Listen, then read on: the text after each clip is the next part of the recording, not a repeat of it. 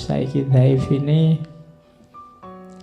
bilang bahwa sebenarnya segala kontroversi tentang Abu Nuwas itu karena krisis pribadinya. Dari mana krisis pribadi ini muncul? Karena melihat agamanya dan masyarakatnya cenderung fokus ke materi, materialistik. Dan itu ditertawakan oleh Abu Nuwas. Dan dia menertawakan mereka tidak dengan cara mencaci maki, tapi dengan cara gayanya sendiri. Termasuk mabuk-mabukan tadi, termasuk segala kemaksiatan yang dia lakukan di masa muda. Itu karena dia merasa sebel luar biasa dengan masyarakatnya. Mungkin di kalangan kalian adalah yang muda-muda itu kan, yang sebelnya luar biasa lihat situasi hari ini. Nah itu kalau Abu Nuwas terus lahirnya jadi minum-minum, hura-hura, pokoknya asik aja tiap hari, maunya begitu. Itu lahir karena kekecewaan-kekecewaan. Katanya Saiki Dhaif itu karena akumulasi krisis pribadi. Oke, ya sebenarnya kita semua bertanggung jawab agar orang-orang semacam ini tidak lahir karena eman-eman. Abu Nuwas ini kabarnya juga hafal Al-Quran, ilmu agamanya dalam. Kalau katanya Abbas Mahmud Akkad, Abu Nuwas ini agak narsis. Jadi cinta diri yang berlebihan. Nah, itu makanya di banyak cerita seolah-olah Abu Nuwas ini tidak bisa kalah. Kalau ada apapun dia selalu menang, karena dia memang pintar. Jadi sakarepe dhewe ditanya dalil apa saja dia bisa jawab. Bahayanya orang pintar yang kayak gini kan semacam itu. Jadi keliru tapi punya dalil. Oh itu tidak sembarangan. Jadi kadang-kadang ilmu itu bisa jadi musibah semacam ini. Jadi semakin kita pintar, akhirnya kita juga pintar menjustifikasi kesalahan. Sudah jelas-jelas salah, kita punya argumen terhadap kesalahan itu. Nah itu penyakit. Sama katanya Abbas Mahmud Akkad tentang Abu Nuwas ini narsis. Cuma karena dia pintar, dengan kepinterannya dia bisa membungkus segala cacat, segala kurangnya. Nanti di belakang dia malah mengkritik. Ketika dikritik orang kok mabuk terus, dia nanti pakai ayat. Nanti kita lihat. Ya. Jadi ketika dikritik orang dia bisa pakai ayat. Oke, jadi itu komentarnya para ulama. Ada juga ini kalimatnya Ibnu Mu'taz dalam Tabaqatus Syu'ara. Katanya Ibnu Mu'taz, sebenarnya Abu Nuwas itu seorang faqih yang pinter agama, berpikirnya terbuka, ilmunya banyak, hafalannya kuat. Bahkan ilmu Al-Qur'annya dalam, dia mengetahui nasikh mansukh, mengetahui muhkam mutasyabih. Aslinya itu dia. Cuma ya kalah oleh nafsunya. Jadi orang itu ada ilmunya, ada nafsunya. Siapa yang menang, yang kalah akan mengabdi. Kalau yang menang ilmunya, ya nafsunya akan mendukung ilmu. Tapi kalau yang kalah nafsunya, yang menang nafsunya, ya ilmumu akan jadi pendukung nafsu. Jadi katanya Ibnu Mu'taz, Abu Nuwas termasuk Abu Nuwas babak pertama sebelum tobat itu orang yang kalah oleh nafsunya. Sehingga ilmunya akhirnya menjustifikasi dipakai untuk membenarkan nafsunya. Sama kayak kalian pacaran terus pakai dalil waja'alnakum su'uban wa qabaila lita'arofu. Nah itu dalilnya kan muncul belakangan, pacarannya duluan. Itu hanya menjustifikasi. Nanti kalian melakukan apa biar kelihatan syar'i, terus kamu tambahi dalil. Padahal itu mungkin keliru. Dalilnya arahnya tidak ke situ, tapi kamu pakai ke situ. Nanti kan ada kasus, kapan itu saya baca, ada seorang suami yang memukuli istrinya. Dan dia pakai dalil, karena ada ayat yang memang kalau diterjemahkan letterlek apa adanya, suami itu bisa memukuli istri. Fa'idhuhunna wahjuruhunna fil madoji wadribuhunna, surat An-Nisa itu kan. Jadi suami bisa memukuli istri dengan dasar Al-Quran. Ini nafsu sebenarnya kan ingin mukulnya duluan. Jadi terus baru nyari justifikasi belakangan. Nah itu yang terjadi dengan Abu Nawas bagian awal nanti semacam itu.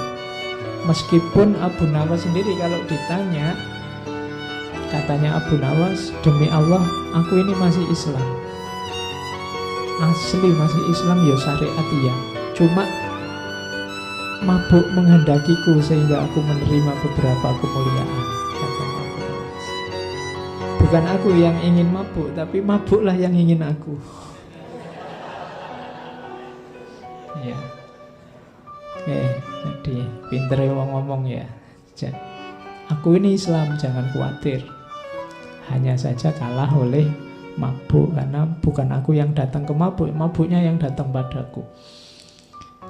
Jadi kerjaannya tiap malam, kalau bahasa hari ini Abu Nawas ini dugem, seneng-seneng. Nah, jadi kalau nyari tokoh besar yang suka dugem antara lain Abu Nawas. Oke, kenapa sih lahir sosok seperti itu? Ada yang menganalisis situasi saat itu. Ini kan puncak-puncaknya kejayaan Abbasiyah. Masyarakat sedang jaya-jayanya. Banyak orang kaya mendadak, sukses mendadak, terus lupa diri. Sebaliknya, ada juga yang sangat benci dengan kekayaan dan kemewahan dan lupa diri itu, terus menarik diri. Jadi ada yang ekstrim lupa diri, ada yang melarikan diri dari dunia. Ada ulama-ulama tertentu yang merasa bahwa dunia sudah rusak, dunia sudah kacau, maka dia menarik diri, menganggap dunia itu hina dan rendah. Sementara sebagian masyarakat yang lain yang dikejar kemewahan, kekayaan. Kondisi semacam ini, kalau versinya Abu Nuwas ini memuakkan. Dua-duanya tidak original. Abu Nuwas ini mirip kayak Nietzsche yang bahwa orang itu hidup hari ini versi dirinya sendiri. Kalau ingin seneng ya seneng aja, kalau ingin apa ya lakukan aja, tidak usah dibelenggu oleh apapun. Itu situasi yang mengawali sosok lahirnya Abu Nuwas masa muda. Meskipun dia ilmu agamanya dalam, tapi kemudian dia jatuh pada kesimpulan bahwa masyarakat ini sakit dan mungkin tidak bisa sembuh. Karena itu ngapain capek-capek, aku juga harus senang-senang. Sudahlah, kita nikmati hidup hari ini dan sekarang. Makanya nanti ciri-ciri syairnya Abu Nuwas ada 1, 2, 3, 4, 5. Yang pertama Homer, senang-senang, mabuk. Beberapa syairnya sangat erotis, makanya saya nggak akan bawa yang itu ke sini, nanti kena sensor. Ya, beberapa sangat erotis kesannya. Nanti rekamannya ada suara tut gitu, karena tidak boleh diucapkan. Terus satir. Satir itu seolah-olah memuji, tapi sebenarnya dia melecehkan atau merendahkan, atau sebaliknya seolah-olah merendahkan tapi sejatinya meninggikan. Itu gaya satir.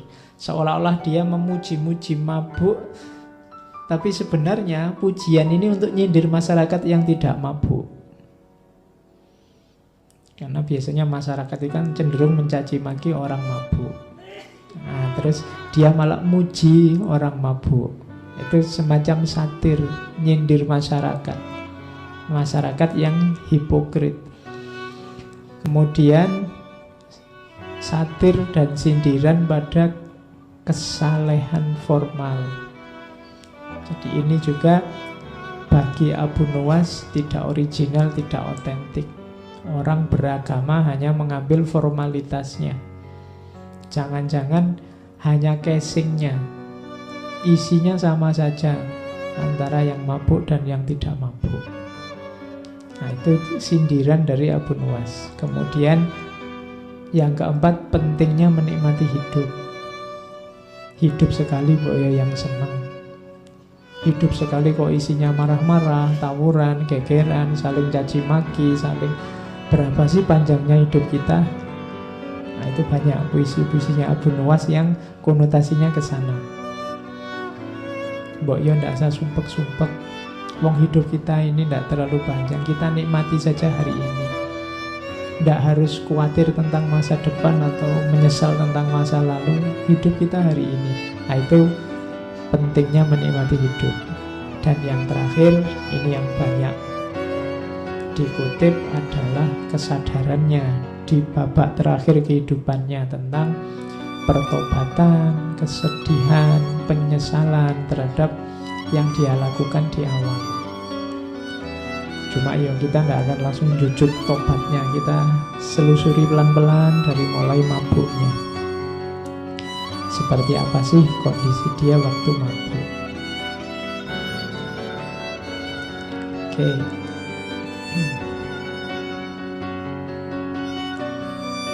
Ini saya kutip lagi. Dia gelarnya adalah pelopor penyair Homer. Makanya puisinya dikenal sebagai Homerian. Katanya Toha Hussein, kenapa sih kok Abu Nuwas yang disebut pemuka penyair Homer? Padahal sebenarnya banyak sastrawan penyair yang cirinya Homer atau suka minum. Katanya Toha Hussein, karena Abu Nuwas ini minum ini tidak untuk iseng, tidak untuk mumpung aku sumpek tak minum, ini kan minum hanya sekali-sekali untuk selingan. Tapi waktu Abu Nuwas muda, minum itu sudah jalan hidupnya. Ya, jadi katanya Toha Hussein, ini khas Abu Nuwas ini, pokoknya tidak ada hari tanpa minum. Minum itu sudah jadi jalan hidup. Jadi dia bukan selingan, dia bukan tempelan. Kalau jalan hidup tidak bisa dipisah. Nanti bisa kamu kiaskan dengan rokok ya.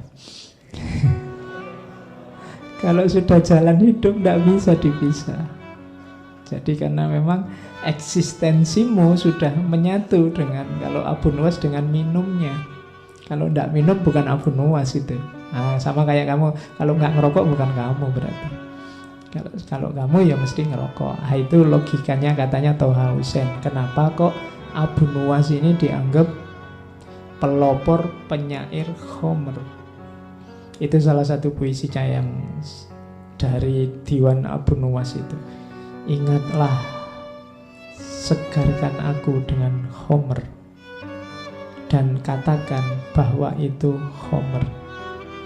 Oh, ini kan terang-terangan, tidak sembunyi-sembunyi. Kita kadang-kadang kalau melakukan yang tidak cocok atau tidak enak, kadang-kadang kan sembunyi-sembunyi. Padahal ya kita nikmati, tapi kita tidak mau menampilkan. Tapi Abu Nuwas menyindir orang yang menikmati tapi sembunyi-sembunyi. Analoginya dengan Homer. Dan katakan bahwa Homer ya Homer, jangan kau segarkan aku dengan kerahasiaan, apabila mungkin dilakukan dengan transparan. Katanya Abu Nuwas, tak ada baiknya menutup-nutupi kelezatan dalam Homer. Dahsyat sekali. Dia ingin terang-terangan. Kamu pemabuk ya? Iya. Dia terang-terangan, tidak sembunyi-sembunyi. Kalau kamu tidak suka pemabuk, ya tidak usah dekat-dekat aku, kan gampangnya gitu. Dan bagiku mabuk itu enak, kan itu. Itu Abu Nuwas. Arak adalah kenikmatan, kesempurnaan. Dan dia nikmat bahkan saat hanya duduk bersama orang-orang yang duduk meminumnya. Jadi nongkrong aja bareng sesama peminum itu sudah nikmat. Itu Abu Nuwas. Bahkan ini kontroversi luar biasa ini. Ceritanya Ibnu Mandzur. Satu ketika Abu Nuwas ini masih mabuk terus sholat. Imamnya membaca Al-Kafirun, Qul ya ayyuhal kafirun. Itu jawab Abu Nuwas. Terus dia jawab labbaik. Iya. Jadi kan itu, katakan wahai orang kafir itu, yo aku ngono. Iya. Oh itu nyindir kita luar biasa. Kita sekarang takut disebut kafir, takut. Abu Nawas malah, yo aku kafir ngono. Jadi katakan wahai kuliah ayyuhal kafirun, dia malah jawab. Ya. Nah itu ya memang sedang mabuk, tapi sebenarnya cerita ini sindiran. Jadi kita semua itu biasanya kafir ndak ngaku. Kafir itu kan jenisnya banyak macam-macam. Dan Abu Nawas ngasih contoh terang-terangan waktu sholat lagi. Iya, kuliah ayyuhal kafirun labbaik. Nah, imamnya kaget mesti. Terus dia diinterogasi lama.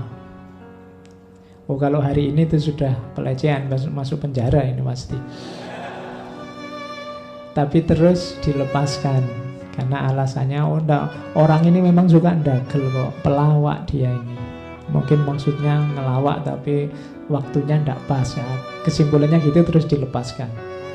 Itu enaknya jadi pelawak kan gitu. Kamu kalau keliru tinggal ngomong, oh itu cuma guyon kok, ndak serius. Nah itu Abu Nuwas kan memang beliau ini terkenal aneh-aneh. Karena ada cerita satu ketika dia teriak-teriak, ini loh Abu Nawas, aku orang yang tidak suka kebenaran, aku orang yang cinta fitnah, dan aku orang yang lebih kaya dari Allah. Rame heboh orang satu kota, dipanggil oleh Harun al-Rasyid kan, kamu itu stres apa mabuk? Kok kalimatmu kontroversial semua? Loh, yang saya ucapkan tidak ada yang salah Raja. Orang-orang aja tidak betah mendengarkan kelanjutannya. Jadi aku orang yang benci kebenaran karena neraka itu kebenaran, kematian juga kebenaran. Jadi aku benci neraka, aku benci kematian. Aku cinta fitnah, kan ada ayatnya, amwalukum wa auladukum fitnah. Anak-anak kecil kan ya fitnah. Nah, jadi aku cinta fitnah itu maksudnya aku suka punya duit banyak, aku suka anak-anak. Ya tapi kok bisa kamu lebih kaya dari Allah? Loh saya punya anak, Allah enggak punya.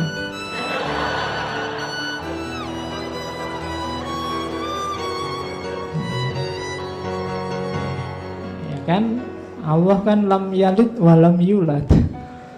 Iya. Jadi itu pinternya Abu Nawas kalau ngomong. Karena ada cerita juga dia suatu ketika bikin fatwa, barang siapa sholat dilarang rukuk dan sujud. Oh itu heboh lagi waktu dipanggil oleh Harun al-Rasyid. Kok ada kamu fatwa nyeleneh gitu, sholat kok dilarang rukuk dan sujud? Loh orang-orang kok enggak tanya sholat apa dulu?